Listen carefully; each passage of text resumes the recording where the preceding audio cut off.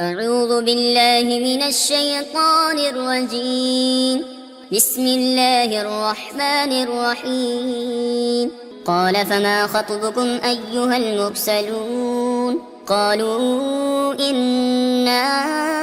أرسلنا إلى قوم مجرمين لنرسل عليهم حجارة من طين مسومة عند ربك للمسرفين فأخرجنا من كان فيها من المؤمنين فما وجدنا فيها غير بيت من المسلمين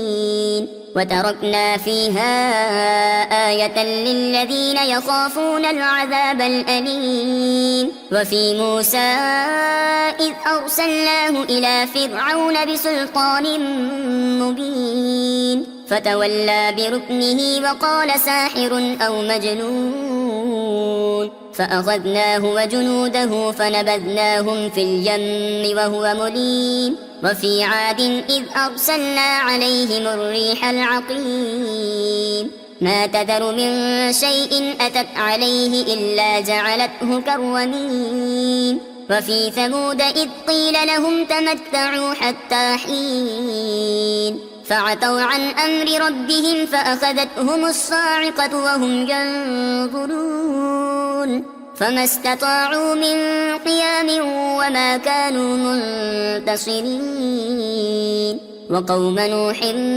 من قبل إنهم كانوا قوما فاسقين.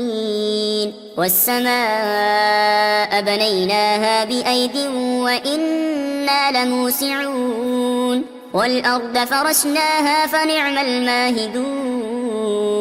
ومن كل شيء خلقنا زوجين لعلكم تذكرون ففروا إلى الله إني لكم منه نذير مبين. ولا تجعلوا مع الله إلها آخر إني لكم منه نذير مبين. كذلك ما أتى الذين من قبلهم من رسول إلا قالوا ساحر أو مجنون أتواصوا به بل هم قوم طاغون. فتول عنهم فما أنت بملوم وذكر فإن الذكرى تنفع المؤمنين. وما خلقت الجن والإنس إلا ليعبدون ما أريد منهم من رزق وما أريد أن يطعمون إن الله هو الرزاق ذو القوة المتين. فإن للذين ظلموا ذنوبا مثل ذنوب أصحابهم فلا يستعجلون فويل للذين كفروا من يومهم الذي يوعدون. بسم الله الرحمن الرحيم. والطور وكتاب مسطور في رق منشور والبيت المعمور والسقف المرفوع والبحر المسجور إن عذاب ربك لواقع ما له من دافع يوم تمور السماء مورا وتسير الجبال سيرا فويل يومئذ للمكذبين الذين هم في خوض يلعبون. يوم يدعون إلى نار جهنم دعا هذه النار التي كنتم بها تكذبون أفسحر هذا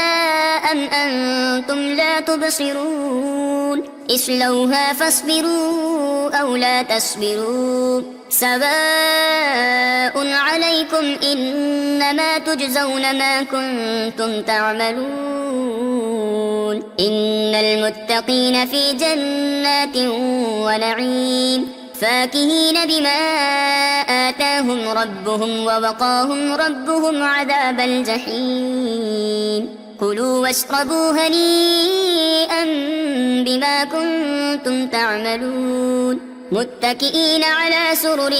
مصفوفة وزوجناهم بحور عين والذين آمنوا واتبعتهم ذريتهم بإيمان ألحقنا بهم ذريتهم وما ألتناهم من عملهم من شيء كل امرئ بما كسب رهين وأمددناهم بفاكهة ولحم مما يشتهون يتنازعون فيها كأسا لا لغو فيها ولا تأثيم ويطوف عليهم غلمان لهم كأنهم لؤلؤ مكنون وأقبل بعضهم على بعض يتساءلون قالوا إنا كنا قبل في أهلنا مشفقين فمن الله علينا ووقانا عذاب السموم إنا كنا من قبل ندعوه إنه هو البر الرحيم فذكر فما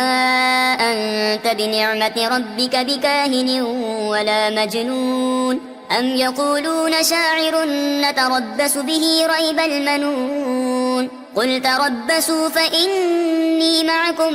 من المتربصين أم تأمرهم أحلامهم بهذا أم هم قوم طاغون أم يقولون تقوله بل لا يؤمنون فليأتوا بحديث مثله إن كانوا صادقين أم خلقوا من غير شيء أم هم الخالقون أم خلقوا السماوات والأرض بل لا يوقنون أم عندهم خزائن ربك أم هم المسيطرون أم لهم سلم يستمعون فيه فليأت مستمعهم بسلطان مبين أم له البنات ولكم البنون أم تسألهم أجرا فهم من مغرم مثقلون أم عندهم الغيب فهم يكتبون أم يريدون كيدا فالذين كفروا هم المكيدون أم لهم إله غير الله سبحان الله عما يشركون وإن يروا كسفا من السماء ساقطا يقولوا سحاب مركوم فذرهم حتى يلاقوا يومهم الذي فيه يصعقون يوم لا يغني عنهم كيدهم شيئا ولا هم ينصرون وإن للذين ظلموا عذابا دون ذلك ولكن أكثرهم لا يعلمون واصبر لحكم ربك فإنك بأعيننا وسبح بحمد ربك حين تقوم ومن الليل فسبحه وإدبار النجوم بسم الله الرحمن الرحيم والنجم إذا هوى ما ضل صاحبكم وما غوى وما ينطق عن الهوى إن هو إلا وحي يوحى علمه شديد القوى ذو مرة فاستوى وهو بالأفق الأعلى ثم دنا فتدلى فكان قاب قوسين أو أدنى فأوحى إلى عبده ما أوحى ما كذب الفؤاد ما رأى أفتمارونه على ما يرى ولقد رآه نزلة أخرى عند سدرة المنتهى عندها جنة المأوى إذ يغشى السدرة ما يغشى ما زاغ البصر وما طغى لقد رأى من آيات ربه الكبرى أفرأيتم اللات والعزى ومناة الثالثة الأخرى ألكم الذكر وله الأنثى تلك إذا قسمة ضيزى إن هي إلا أسماء سميتموها أنتم وآباؤكم ما أنزل الله بها من سلطان إن يتبعون إلا الظن وما تهوى الأنفس ولقد جاءهم من ربهم الهدى أم للإنسان ما تمنى فلله الآخرة والأولى وكم من ملك في السماوات لا تغني شفاعتهم شيئا إلا من بعد أن يأذن الله لمن يشاء ويرضى إن الذين لا يؤمنون بالآخرة ليسمون الملائكة تسمية الأنثى وما لهم به من علم إن يتبعون إلا الظن وإن الظن لا يغني من الحق شيئا فأعرض عمن تولى عن ذكرنا ولم يرد إلا الحياة الدنيا ذلك مبلغهم من العلم إن ربك هو أعلم بمن ضل عن سبيله وهو أعلم بمن اهتدى ولله ما في السماوات وما في الأرض ليجزي الذين أساءوا بما عملوا ويجزي الذين أحسنوا بالحسنى الذين يجتنبون كبائر الإثم والفواحش إلا اللمم إن ربك واسع المغفرة هو أعلم بكم إذ أنشأكم من الأرض وإذ أنتم أجنة في بطون أمهاتكم فلا تزكوا أنفسكم هو أعلم بمن اتقى أفرأيت الذي تولى وأعطى قليلا وأكدى أعنده علم الغيب فهو يرى أم لم ينبأ بما في صحف موسى وإبراهيم الذي وفى ألا تزر وازرة وزر أخرى وأن ليس للإنسان إلا ما سعى وأن سعيه سوف يرى ثم يجزاه الجزاء الأوفى وأن إلى ربك المنتهى وأنه هو أضحك وأبكى وأنه هو أمات وأحيا وأنه خلق الزوجين الذكر والأنثى من نطفة إذا تمنى وأن عليه النشأة الأخرى وأنه هو أغنى وأقنى وأنه هو رب الشعرى وأنه أهلك عادا الأولى وثمود فما أبقى وقوم نوح من قبل إنهم كانوا هم أظلم وأطغى والمؤتفكة أهوى فغشاها ما غشى فبأي آلاء ربك تتمارى هذا نذير من النذر الأولى أزفت الآزفة ليس لها من دون الله كاشفة أفمن هذا الحديث تعجبون وتضحكون ولا تبكون وأنتم سامدون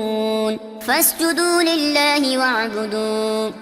بسم الله الرحمن الرحيم اقتربت الساعة وانشق القمر وإن يروا آية يعرضوا ويقولوا سحر مستمر وكذبوا واتبعوا أهواءهم وكل أمر مستقر ولقد جاءهم من الأنباء ما فيه مزدجر حكمة بالغة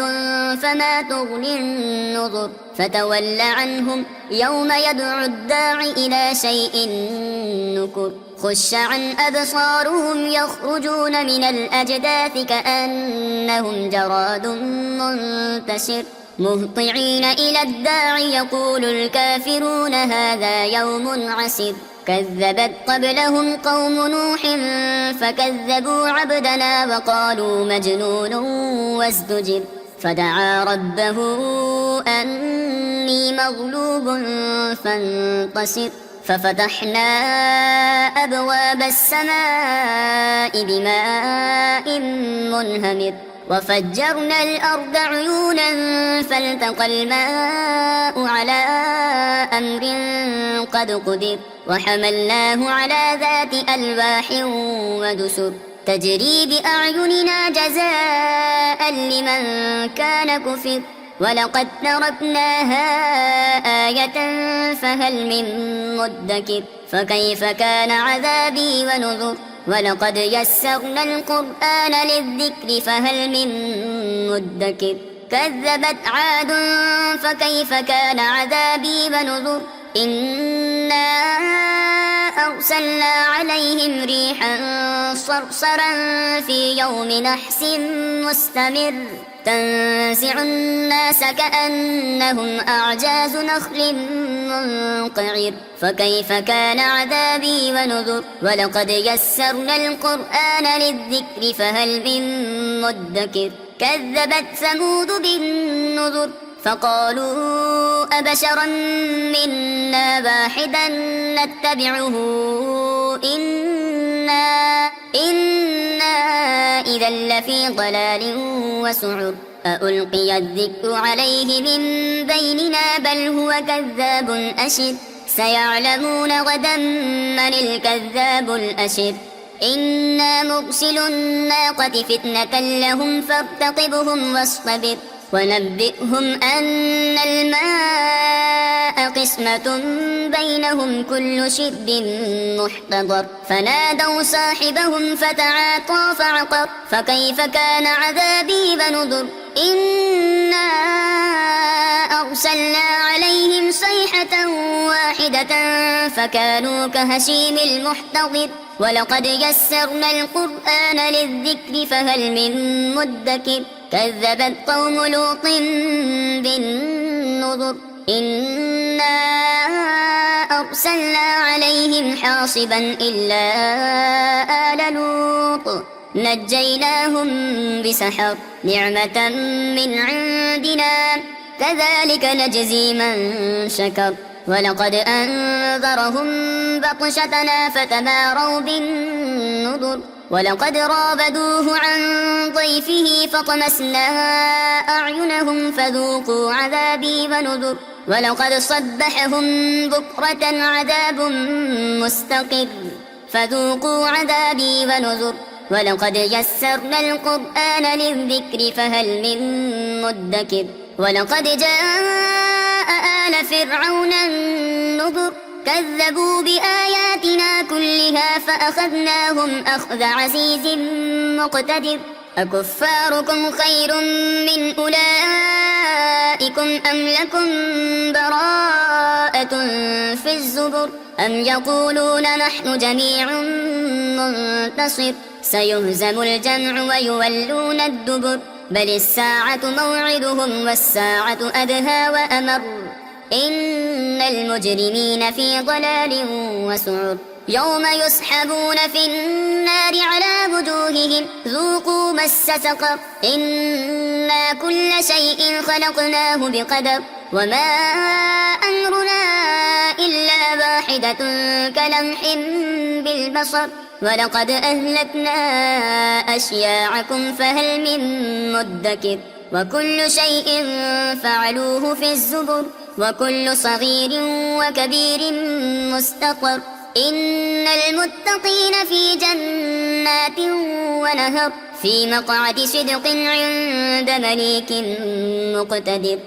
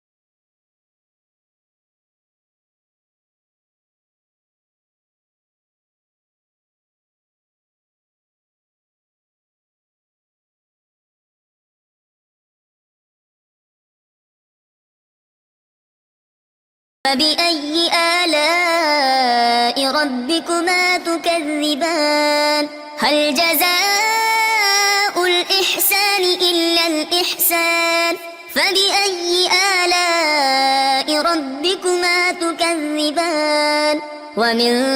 دونهما جنتان فبأي آلاء ربكما تكذبان مدهامتان فبأي آلاء ربكما تكذبان فيهما عينان نضاختان فبأي آلاء ربكما تكذبان فيهما فاكهة ونخل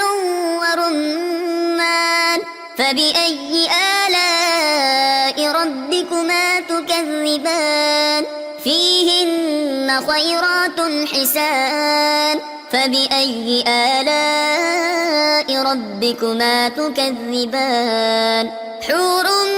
مقصورات في الخيام فبأي آلاء ربكما تكذبان لم يطمثهن إنس قبلهم ولا جان فبأي آلاء ربكما تكذبان متكئين على رفرف خضر وعبقري حسان فبأي آلاء ربكما تكذبان تبارك اسم ربك ذي الجلال والإكرام بسم الله الرحمن الرحيم إذا وقعت الواقعة ليس لوقعتها كاذبة خافضة رافعة إذا رجت الأرض رجا وبست الجبال بسا فكانت هباء منبثا وكنتم أزواجا ثلاثة فأصحاب الميمنة ما أصحاب الميمنة وأصحاب المشأمة ما أصحاب المشأمة والسابقون السابقون أولئك المقربون في جنات النعيم ثلة من الأولين وقليل من الآخرين على سرر موضونة متكئين عليها متقابلين يطوف عليهم ولدان مخلدون بأكواب وأباريق وكأس من معين لا يصدعون عنها ولا ينصفون وفاكهة مما يتخيرون ولحم طير مما يشتهون وحور عين كأمثال اللؤلؤ المكنون جزاء بما كانوا يعملون لا يسمعون فيها لغوا ولا تأثيما إلا قيلا سلاما سلاما وأصحاب اليمين ما أصحاب اليمين في سدر مخضود وطلح منضود وظل ممدود وماء مسكوب وفاكهة كثيرة لا مقطوعة ولا ممنوعة وفرش مرفوعة إنا أنشأناهن إنشاء فجعلناهن أبكارا عربا أترابا لأصحاب اليمين ثلة من الأولين وثلة من الآخرين وأصحاب الشمال ما أصحاب الشمال في سموم وحميم وظل من يحموم لا بارد ولا كريم إنهم كانوا قبل ذلك مترفين وكانوا يصرون على العظيم وكانوا يقولون أإذا متنا وكنا ترابا وعظاما أإنا لمبعوثون أو آباؤنا الأولون قل إن الأولين والآخرين لمجموعون إلى ميقات يوم معلوم ثم إنكم أيها الضالون المكذبون لآكلون من شجر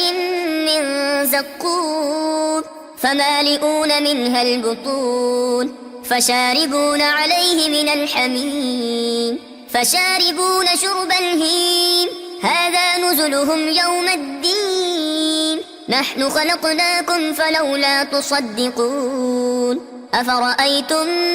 ما تمنون أأنتم تخلقونه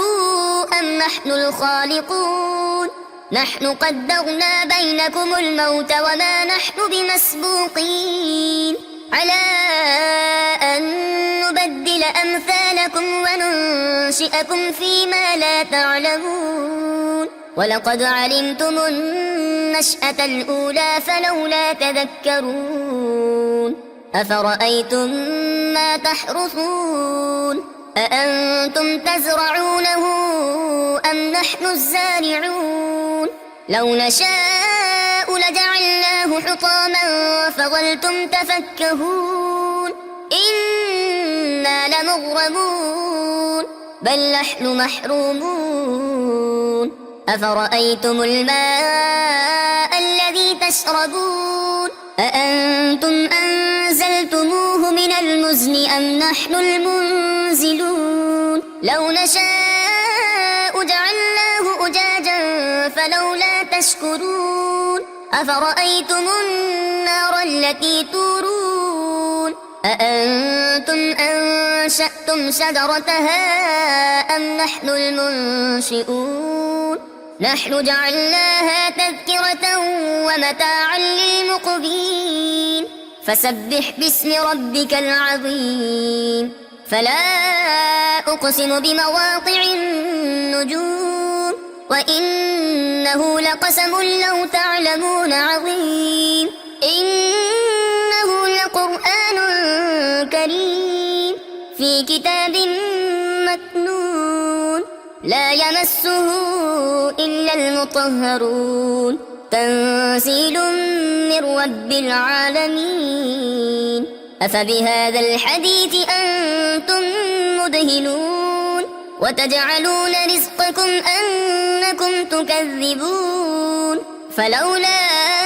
إذا بلغت الحلقوم وأنتم حينئذ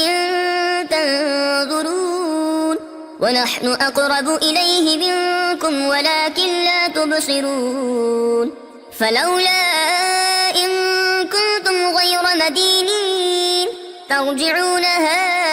إن كنتم صادقين فأما إن كان من المقربين فروح وريحان وجنة نعيم وأما إن كان من أصحاب اليمين فسلام لك من أصحاب اليمين وأما إن كان من المكذبين الضالين فنزل من حميم وتصلية جحيم إن هذا لهو حق اليقين فسبح باسم ربك العظيم بسم الله الرحمن الرحيم سبح لله ما في السماوات والأرض وهو العزيز الحكيم له ملك السماوات والأرض يحيي ويميت وهو على كل شيء قدير هو الأول والآخر والظاهر والباطن وهو بكل شيء عليم هو الذي خلق السماوات والأرض في 6 أيام ثم استوى على العرش يعلم ما يلج في الأرض وما يخرج منها وما ينزل من السماء وما يعرج فيها وهو معكم أينما كنتم والله بما تعملون بصير له ملك السماوات والأرض وإلى الله ترجع الأمور يولج الليل في النهار ويولج النهار في الليل وهو عليم بذات الصدور آمنوا بالله ورسوله وأنفقوا مما جعلكم مستخلفين فيه فالذين آمنوا منكم وأنفقوا لهم أجر كبير وما لكم لا تؤمنون بالله والرسول يدعوكم لتؤمنوا بربكم وقد أخذ ميثاقكم إن كنتم مؤمنين هو الذي ينزل على عبده آيات بينات ليخرجكم من الظلمات إلى النور وإن الله بكم لرءوف رحيم وما لكم ألا تنفقوا في سبيل الله ولله ميراث السماوات والأرض لا يستوي منكم من أنفق من قبل الفتح وقاتل أولئك أعظم درجة من الذين أنفقوا من بعد وقاتلوا وكلا وعد الله الحسنى والله بما تعملون خبير من ذا الذي يقرض الله قرضا حسنا فيضاعفه له وله أجر كريم يوم ترى المؤمنين والمؤمنات يسعى نورهم بين أيديهم وبأيمانهم بشراكم اليوم جنات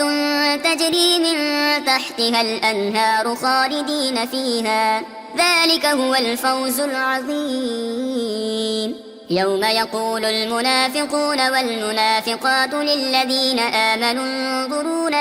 انظرونا نقتبس من نوركم قيل ارجعوا وراءكم فالتمسوا نورا فضرب بينهم بسور له باب باطنه فيه الرحمة وظاهره من قبله العذاب ينادونهم ألم نكن معكم قالوا بلى ولكنكم فتنتم أنفسكم وتربصتم وارتبتم وغرتكم الأماني حتى جاء أمر الله وغركم بالله الغرور فاليوم لا يؤخذ منكم فدية ولا من الذين كفروا مأواكم النار هي مولاكم وبئس المصير ألم يأن للذين آمنوا أن تخشع قلوبهم لذكر الله وما نزل من الحق ولا يكونوا كالذين أوتوا الكتاب من قبل فطال عليهم الأمد فقست قلوبهم وكثير منهم فاسقون اعلموا أن الله يحيي الأرض بعد موتها قد بينا لكم الآيات لعلكم تعقلون إن المصدقين والمصدقات وأقرضوا الله قرضا حسنا يضاعف لهم ولهم أجر كريم والذين آمنوا بالله ورسله أولئك هم الصديقون والشهداء عند ربهم لهم أجرهم ونورهم والذين كفروا وكذبوا بآياتنا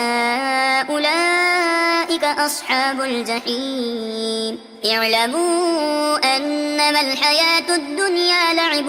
ولهو وزينة وتفاخر بينكم وتكاثر في الأموال والأولاد كمثل غيث أعجب الكفار نباته ثم يهيج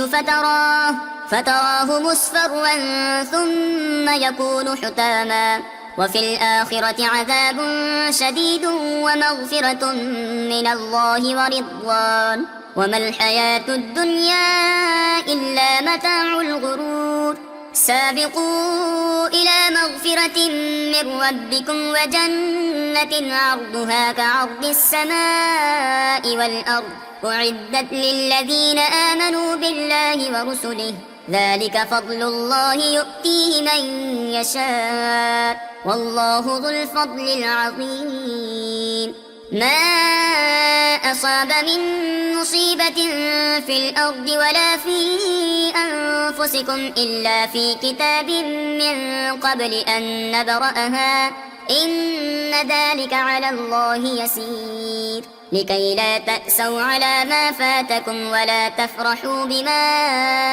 آتاكم والله لا يحب كل مختال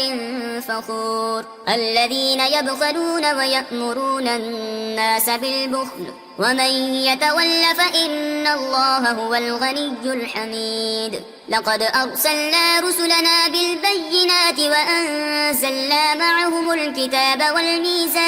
والميزان ليقوم الناس بالقسط وأنزلنا الحديد فيه بأس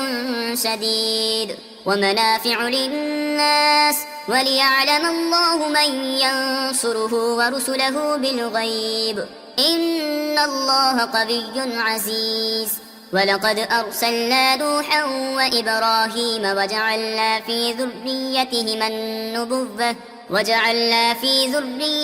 النبوة والكتاب فمنهم